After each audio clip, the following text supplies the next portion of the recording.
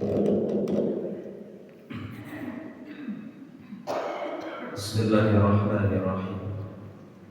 Assalamualaikum warahmatullahi wabarakatuh.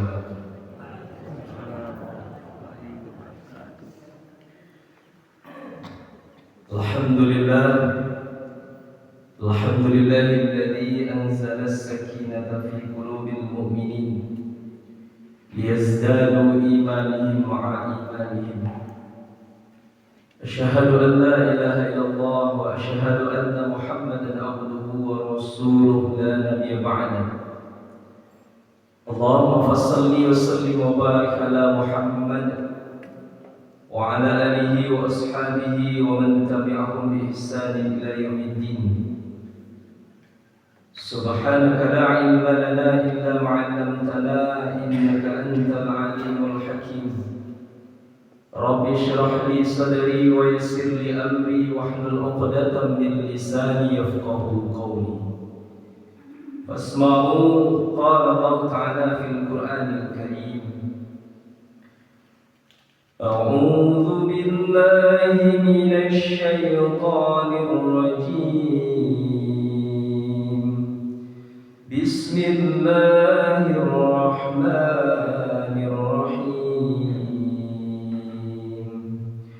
Wa idh qala Ibrahim rabbi arini kaifa tuhyil mauta qala awalam tu'min qala bala walakin liyatma'inna qalbi qala fakhudh arba'atan min at-tayri fasurhunna ilayka thumma ij'al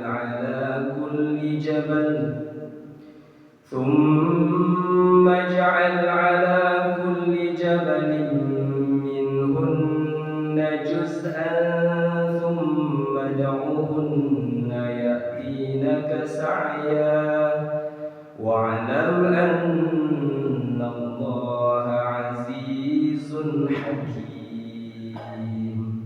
Shadaqallahul azim. Quran surah kedua Al-Baqarah ayat yang ke-260. Bapak-bapak, ibu-ibu jamaah subuh yang kami muliakan, pertama sekali sama-sama kita menghadirkan syukur kepada Allah Subhanahu wa taala. Alhamdulillahirabbil alamin. Kesempatan itu selalu Allah berikan untuk awak. Kesempatan apa Bapak Ibu? Senantiasa menyibukkan diri untuk ibadah kepada Allah. Allah muliakan hamba yang berjuang di jalan Allah, para ahli ibadah. Dimuliakan dengan hadirnya subuh. Hadirnya subuh, di situ banyak kemuliaan. Belum lagi yang wajib kita tunaikan, yang sunnah saja sudah banyak kemuliaan, sudah banyak pahala. Kata Nabi sallallahu alaihi wasallam, "Raka'atul fajri khairun minad dunya wa ma fiha." 2 rakaat saja yang kita tunaikan sebelum subuh, yang dimaknai di situ adalah salat sunat fajar, khairun minad dunya wa ma fiha. Lebih baik daripada bumi, dunia dan segala isinya. Baru itu perkara sunnah Bapak Ibu. Belum lagi yang wajib kita tunaikan. Ini bentuk kemuliaan-kemuliaan, keberuntungan-keberuntungan yang Allah siapkan bagi para penempuh ibadah, jalan ibadah. Yang menjadi prinsip bagi kita dalam ibadah apa? Sebesar-besar pahala yang sunnah tidak akan mengalahkan pahala yang wajib. Jadi yang sunnah tetap kita kerjakan dan wajib lebih diutamakan. Apa itulah lebih kurang Bapak Ibu. Banyak kemuliaan. Dipandang beruntung orang-orang yang bangun subuh, orang-orang yang menguatkan dirinya untuk ibadah karena banyak kemuliaan-kemuliaan yang Allah siapkan di waktu subuh. Selanjutnya bersolawat kepada baginda Nabi Muhammad sallallahu alaihi wasallam. Allahumma salli ala Muhammad wa ala ali Muhammad. Moga-moga setiap lisan ini yang dibasahi dengan salawat, Allahumma salli ala Muhammad wa ala ali Muhammad, sampai kepada baginda Nabi sallallahu alaihi wasallam. Dan ini juga Bapak Ibu menjadi sebab nantinya kita menjadi umat yang diakui oleh baginda Nabi, kita menjadi umat yang dibersamakan oleh Allah nanti bersama Nabi sallallahu alaihi wasallam. Amin ya rabbal alamin. Ada beberapa kaifiat yang diajarkan oleh baginda Nabi sallallahu alaihi wasallam Bapak Ibu. Orang yang tidur itu terikat oleh 3 ikatan.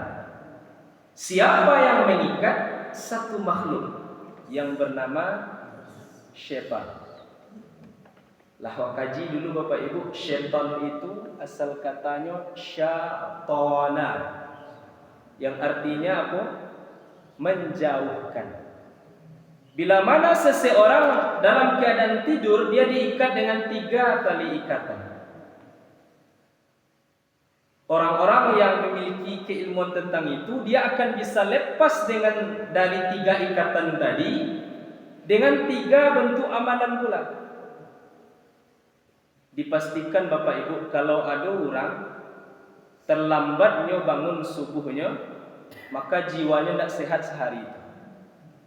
Kenapa? Dia masih dalam belenggu syaitan, dia masih dalam ikatan syaitan. 3 ikatan dan laki kawan. Lalu bagaimana cara lepas dari 3 ikatan itu? Pertama diajarkan Bapak Ibu zikir, membaca doa. Bangun dari tidur itu duduk dulu. Alhamdulillahilladzi ahyana ba'dama amatana wa ilaihin nusyur. Kita baca, lepaslah 1 ikatan daripada ikatan syaitan.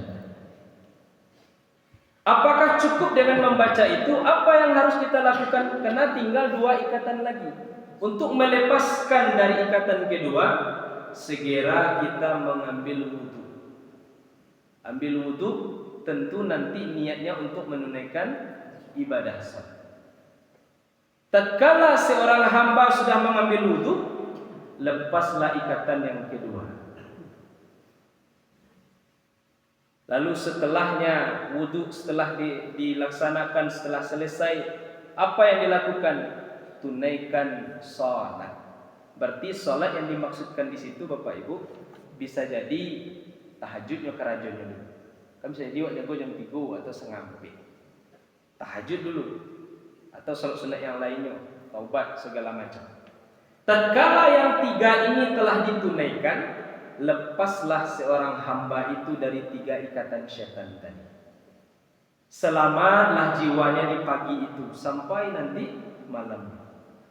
Tapi kalau seandainya ada manusia yang tidak terbangun subuhnya atau lewat subuhnya, dia masih dalam ikatan yang 3 tadi Bapak Ibu, dipastikan jiwanya sehari itu tidak sehat. Banyak yang berantakan, banyak masalah, banyak ini segala macam tidak beres. Kenapa? Masih dalam belenggu syaitan. Jadi musuh yang nyata bagi awak siapa? Ayo syaitan. Kalau tahu waktu siapa musuh awak tu. Jadi dan musuh awak tu nak kawan awak tu. Ikut kawan awak yang sama-sama nanti kita memberikan nasihat kepada mereka. Bapak Ibu dimuliakan oleh Allah Subhanahu wa taala. Kita lanjutkan Bapak Ibu kajian subuh awak. Itu ambil dalilnya pada Quran surah kedua Al-Baqarah ayat 260. Di dalam ayat ini diceritakan Bapak Ibu, Nabi Ibrahim alaihissalam memberikan sebuah pertanyaan kepada Allah. Ya Allah, ba'a cara engkau menghidupkan yang telah mati ya Allah. Ditanya di Allah Bapak Ibu, bertanya Allah, apakah engkau meragukan daripada kekuasaanku wahai Ibrahim? Di dalam ayat ini secara umum diceritakan Bapak Ibu, qala fakhudh arba'atan minat thayyib fasurhunna ilaika thumma ja'al ala kulli jabal Silahkan Ibrahim engkau ambil 4 ekor burung. Aku diceritakan dalam ayat itu Bapak Ibu. 4 ekor burung, engkau cincang-cincang burung itu, engkau pisah-pisahkan badannya, dagingnya, lalu engkau letakkan di tempat yang berbeda. 4 bukit, 4 gunung yang berbeda. Jabal itu bisa dimaknai dengan gunung, bisa dimaknai dengan bukit. Jabal. Ada Jabal Nur namanya, Jabal Thur. Ya Bu. Jabal itu bisa diartikan gunung ataupun bukit. Ini secara umum berita yang disampaikan di dalam Al-Quran Bapak Ibu. Nanti kita ambil pelajaran apa maksud Allah di dalam ayat ini. Bapak Ibu dimuliakan oleh Allah Subhanahu wa taala. Al-Hasan berkata Bapak Ibu, yang menjadi sebab Nabi Ibrahim alaihissalam memberikan pertanyaan ini kepada Allah. Ya Allah, bagaimana cara engkau menghidupkan yang telah mati? Kira-kira Bapak Ibu menurut awak sulit atau mudah di Allah menghidupkan yang mati? Sangat-sangat mudah. Di Allah tu Bu. Kalau di awak apa kira-kira? Ayam jantan gadang lawak Nabi batang tu bisa hidup balik.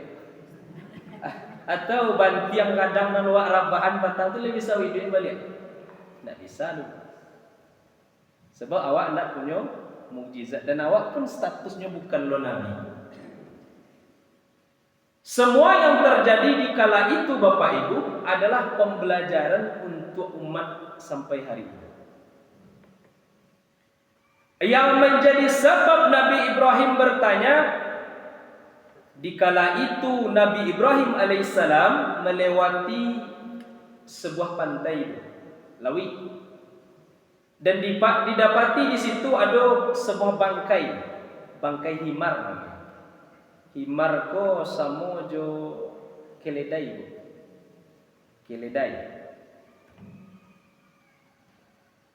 Jadi tatkala nampak bangkai keledai tadi atau himar, yang namanya bangkai Bapak Ibu itu banyak yang makan begitu. Tatkala air laut mulai pasang, datang ikan-ikan besar memakan bangkai. Hewan darat, hewan laut datang memakan bangkai. Ketika air laut mulai surut, datang pula hewan darat memakan bangkai itu. Sehinggalah berceceran daging-daging daripada himar tadi. Melihat kondisi ini Bapak Ibu, kagum Nabi Ibrahim alaihissalam, dan muncul sebuah pertanyaan. Apa kata Nabi Ibrahim? Ya Tuhanku, bagaimana cara engkau yang menghidupkan yang telah mati? Lah modeko keadaannya ya Rob, lah bacaya-caya badannya, lah pisah-pisah dagingnya. Ba'a cara engkau nanti akan menyatukan jasad kau balik. Ba'a cara engkau nanti menghidupkan yang telah mati. Berarti terpikir ada beliau Bapak Ibu, tidak saja hewan saja, berarti manusia pun model itu. Saatlah wafat nanti, ba'a cara nanti untuk menghidupkan kembali. Di sini bermula Bapak Ibu. Ketika Nabi Ibrahim memberikan pertanyaan itu, dijawab di Allah dalam ayat tadi. Silahkan ya Ibrahim, wahai Ibrahim, engkau ambil 4 ekor burung, silahkan engkau cincang-cincang burung itu. Pisahkan kakinya, sayapnya, paruhnya, dagingnya, darahnya, campurkan semuanya. Lalu kemudian engkau letakkan di 4 bukit yang berbeda. Kata ahli tafsir Bapak Ibu, indak saja burung itu dicincang-cincang lalu dicampur, enggak, dicabut sayapnya, dibarasihan. Kalau awak bisa menyusunnya balik Bu. Lah sudah dia ayam tu tuak cabut sayapnya, lah bisa menyusunnya balik. Kata ulama tafsir, itu sudah dicincang-cincang, dipisahan sayap-sayapnya tu, bulu-bulunya tu. Darahnya dicampurkan, dagingnya dicampurkan, tulang-tulang dicampurkan, lalu kemudian apa? Diletakkan di tempat yang berbeda. Lalu kata Allah Subhanahu wa ta'ala, apa kata Allah Bapak Ibu? silahkan engkau panggil wahai Ibrahim. Setelah dipisah-pisahan, tampaknya Bapak Ibu dipanggil oleh Nabi Ibrahim alaihissalam. Saat itu juga burung tadi terbang dengan kondisi sempurna. Sangat mudah bagi Allah Bapak Ibu menghidupkan yang telah mati. Bayangkan Bapak Ibu yang dimuliakan oleh Allah Subhanahu wa taala, 4 ekor burung yang sudah dicincang-cincang, dipisahkan tubuhnya, dipisahkan bulunya, darahnya dicampurkan. Tatkala Nabi Ibrahim alaihissalam memanggil burung itu, langsung segera datang menghampiri Nabi Ibrahim alaihissalam. Terjawab Bapak Ibu. Rasa penasaran Nabi Ibrahim, ba'a cara Allah menghidupkan dan lah mati, terjawab. Bapak Ibu dimuliakan oleh Allah Subhanahu wa taala. Burung yang baru dicincang saja Bapak Ibu mudah bagi Allah. Bagaimana nanti yang manusia yang telah lama wafat? Salah satu Nabiullah Nabi Isa alaihissalam, mukjizatnya apa Bapak Ibu? Bisa midian orang mati, bisa berdialog dengan mayat. Akan hebat tuh. Jadi mukjizat-mukjizat yang melekat kepada Nabiullah itu satu pertanda kekuasaan Allah Subhanahu wa taala. Yang patut diibadahi, yang patut disembah itu hanya Allah. Kalau kita serba sama, insyaAllah lah duduk dewa masalah tauhid. Cuma yang jadi PR dewa Bapak Ibu, awak agia puluh pengajaran ke anak cucu kemanakan segala macam. Manusia yang lah lama mati itu mudah bagi Allah untuk menghidupkan. Sebab kita perlu meyakini Bapak Ibu, yang hidup ko jodohnya mati. Igtanim khamsan qabla khamsin, kata Nabi. Ingat-ingatlah yang 5 sebelum datang yang 5 hal. Banyak-banyaklah mangana yang 5 ko sebelum datang yang 5. Hidup sebelum mati. Salah satunya itu. Hanya saat hidup ini kita kuat untuk ibadah. Hanya saat badan sehat kita punya kesempatan memperbanyak ibadah kepada Allah. Sebab satu waktu nanti Bapak Ibu siap tidak siap, kita pasti akan diwafatkan oleh Allah Subhanahu wa taala. Bapak Ibu dimuliakan oleh Allah Subhanahu wa taala. Ini menjadi gambaran Bapak Ibu dari kisah bagaimana Nabi Ibrahim alaihissalam tadi mencincang-cincang burung, bahwa kita nanti akan berpulang kepada Allah. Dalam kitab Daqaiqul Akhbar Bapak Ibu dijelaskan di situ, diriwayatkan dalam sebuah hadis yang meriwayatkan Aisyah, istri Nabi sallallahu alaihi wasallam.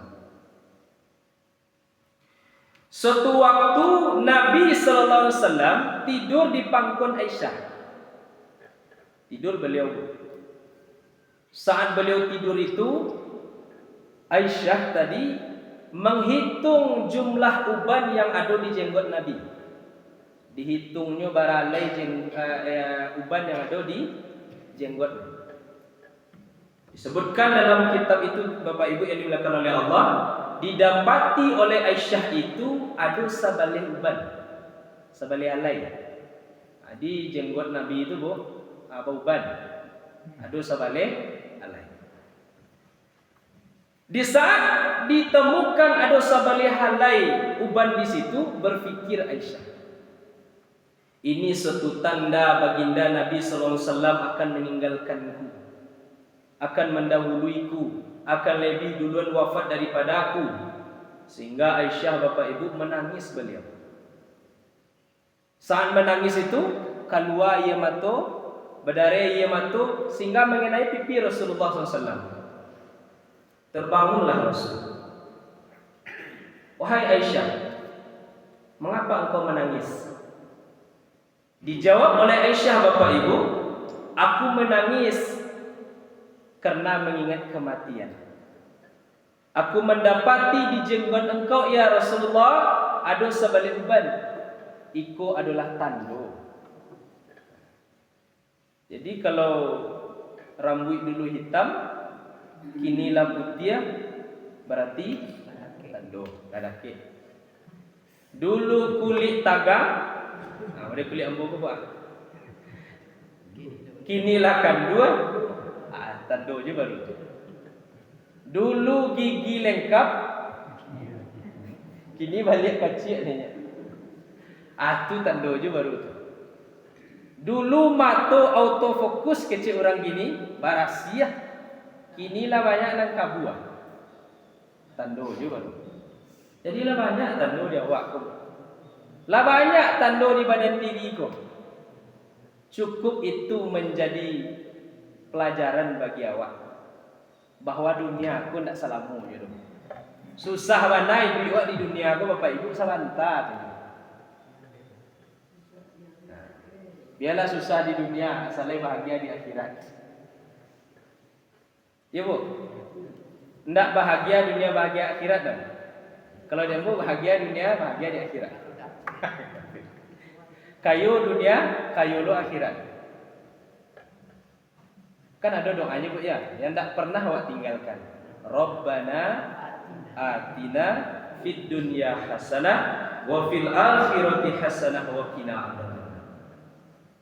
Berikan kebahagiaan ya Allah hidup dunia dan berikan kebahagiaan pula di akhirat.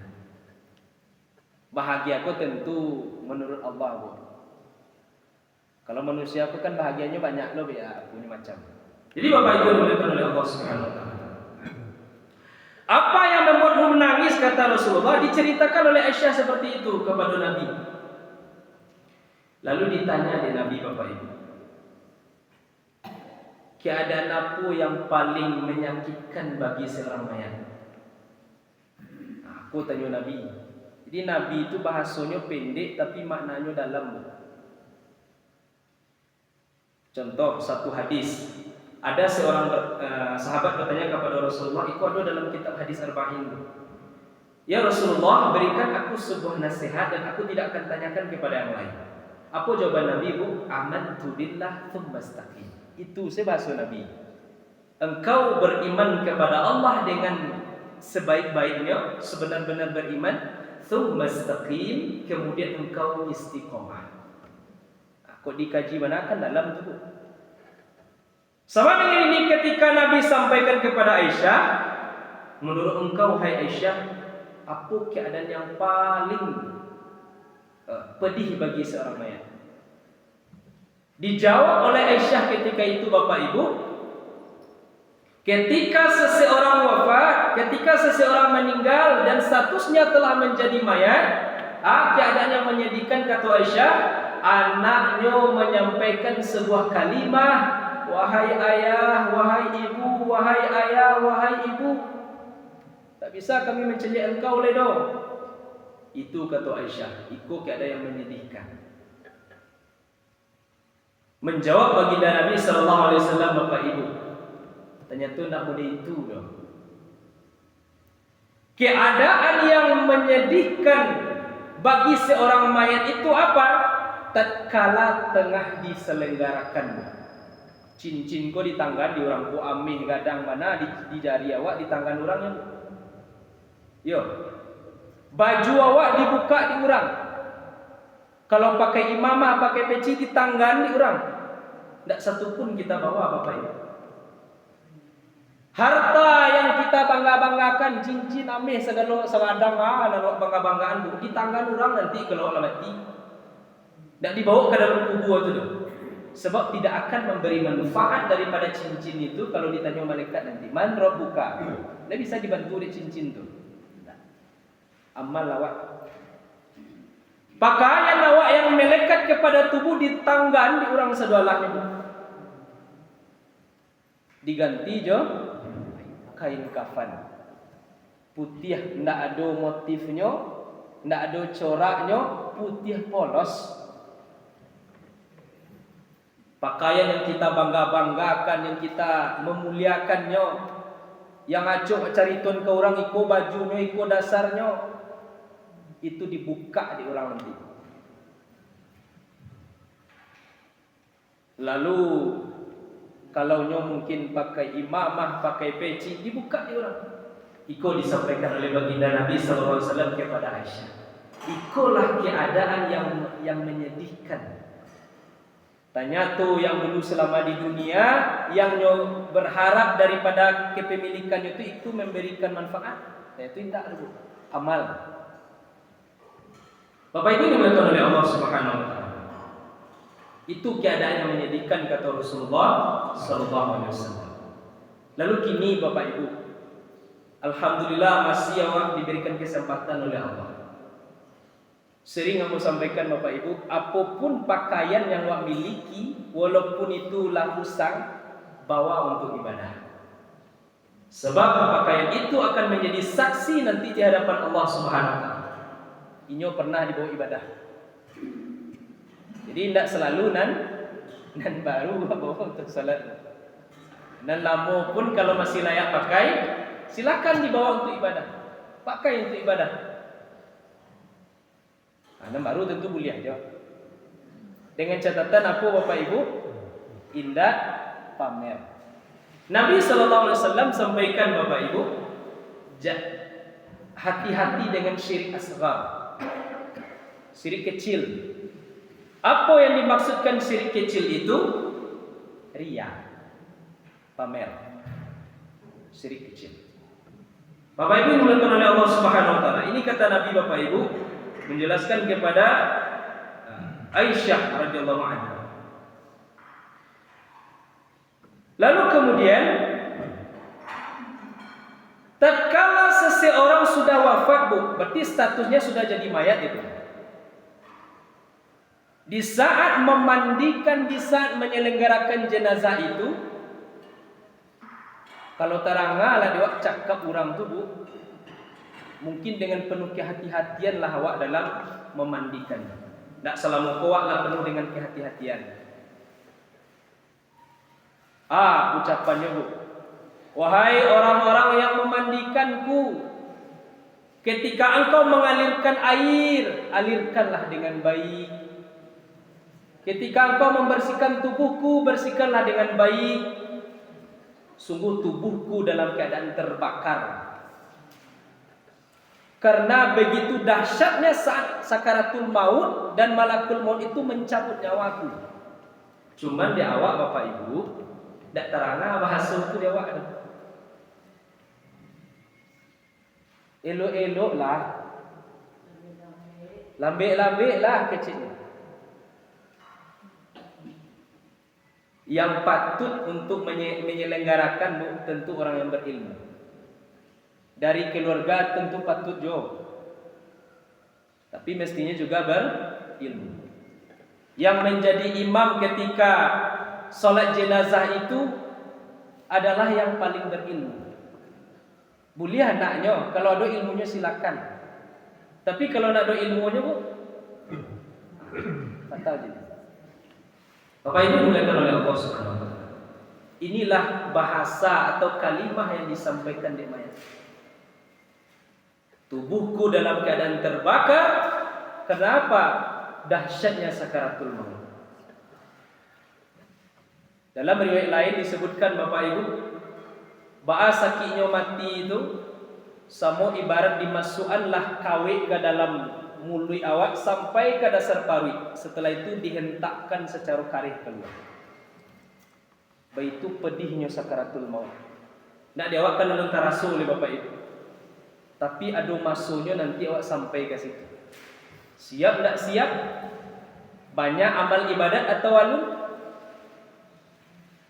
Itu nanti akan kita dapat.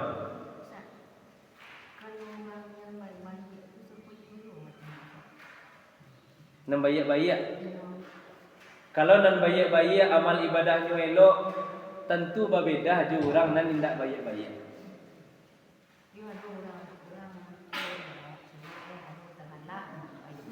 Senyum.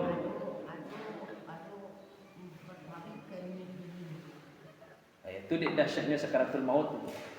Jadi kalau nan bayak-bayak, tentu malaikat itu dengan penuh kelembutan pula. Tapi nasaki mati tentu dirasuan. Baginda Nabi SAW saja Bapak Ibu, lah marasuan dahsyatnya kematian. Apalagi awak kan. Jadi kalau nak baik-baik ni bisa jadi bantu mencabik rumput je. Bisa jadi itu. Selama di dunia dulu nak ampuh menangan nasihat tu kecil malaikat kan. Ikhtiar di awak Bapak Ibu, banyakkan amal ibadat. Sebab mudah bagi Allah menghidupkan yang telah mati. Kadang kan ada orang paham Bapak Ibu, antayun tayinda ada akhirat. Besok mati ko mati model tu saja. Nak doa ke dibangkit tu doa, cara ke dibangkit. Kan ada orang paham model tu. Ayat ini membantah Bapak Ibu. Paham-paham orang yang model itu. Kisah yang ada pada Nabi Ibrahim tadi iko membantah keadaan atau pola pikir orang yang menganggap antayun tayinda ada akhirat. Faman ya'mal mithqala dzarratin khairan yarah wa man ya'mal mithqala dzarratin syarran yarah. Jadi gari-gadangnya Bapak Ibu, sadualahnya nanti akan dibalas oleh Allah Subhanahu wa taala. Bapak Ibu dimuliakan oleh Allah. Lalu mayat tadi Allah diselenggarakan sampai dikafani. Lah dikafani mayat Bapak Ibu mengecek lo nyobalia. Bahasanya cuma di awal kan tak terangah dulu. Apa bahasa dari mayat? Wahai Allah, kutinggalkan istriku ya Allah. Kutinggalkan anakku dalam keadaan yatim ya Allah. Dan meminta ulunya kepada orang, tolong disantuni anak ambo. Jangan dianiaya, jangan disakiti para tiada anak ambo. Jadi anak yatim tu Bapak Ibu, apaknya yo kaum muslimin. Anak yatim tu orang tuanya kaum muslimin bu. Tak mungkin ada di antara anak apa ibu yang menjadi yatim. Ambo pribadi yatim. Semuanya ya. Semua ibu. Jadi kata mayat itu Bapak Ibu, wahai Allah, aku tinggalkan istriku, anakku ya Allah. Beruntung mayat itu kalau inyo termasuk orang-orang yang kuat beribadah, orang-orang yang seorang hamba yang menempuh jalan ibadah. Dan akan tumbuh penyesalannya Bapak Ibu kalau selama di dunia inyo habiansi umurnya untuk hal yang tidak bermanfaat. Takkan ada yang bobo. Kata khatib petang, yang berhak hidup di dunia itu hanya orang yang beribadah saja. Itu kata beliau. Jadi kalau kita pikir-pikir yang mau ditulis Bapak Ibu, yang berhak di dunia aku hidup adalah orang yang beriman dan orang yang mau beramal saleh. Bapak Ibu yang dimuliakan oleh Allah Subhanahu wa taala. Inilah bahasa-bahasa Bapak Ibu yang dikeluarkan oleh mayat itu, yang saat awak menyelenggarakannya Bapak Ibu tidak bisa awak mendengar itu. Kalau terangah dia awak kira-kira bu. Tentu sadar seperti itu. Terakhir Bapak Ibu dimuliakan oleh Allah Subhanahu wa taala. Tatkala mayat tadilah dimasukkan ke dalam kubur Bapak Ibu, berkata ruhnya kepada Allah, ya Allah, berikanlah aku kesempatan untuk melihat jasadku ya Allah. Silakan kata Allah. Tatkala diberikan kesempatan kepada ruh untuk melihat jasadnya Bapak Ibu, sapakan pertama dicari jauh dari ruh itu. Ko jasadnya. Tanya tu lah mulai gambuang. Sapakan kedua minta izin ke Allah balik. Ya Allah, berikan aku kesempatan untuk melihat jasadku ya Allah. Saat ruh itu memandang dari jarak jauh Bapak Ibu mencari jasadnya, tanya tu lah mulai malatui bagian mukanya dan keluar darah-darah. Saat pakan ketiga minta izin lo balik ruh kepada Allah, ya Allah berikan aku kesempatan ya Allah melihat jasadku ya Allah. Tanya tu lah dipenuhi kulit. Ikulah badan diri di dunia nawak bangga-banggakan bu dalam kubur menjadi santapan cacing, menjadi santapan hewan tanah, dan nampak kok bu kacaya kok. Mulialah seseorang hamba yang kuat dalam ibadahnya, yang memperbanyak zikirnya, yang memperbanyak istighfarnya, yang memperbanyak doanya kepada Allah. Apakah seluruh hamba yang caya model itu? Tanya tu ndak. Ada orang yang utuh jasadnya. Bisa disebabkan karena zikir doanya kuat kepada Allah. Bisa jadi disebabkan karena muamalahnya rancak je manusia. Elok. Ikulah keadaan nanti. Jasad awakku akan cair nanti. Yang gagah awak pandang gini go Bapak Ibu akan menjadi santapan hewan tanah.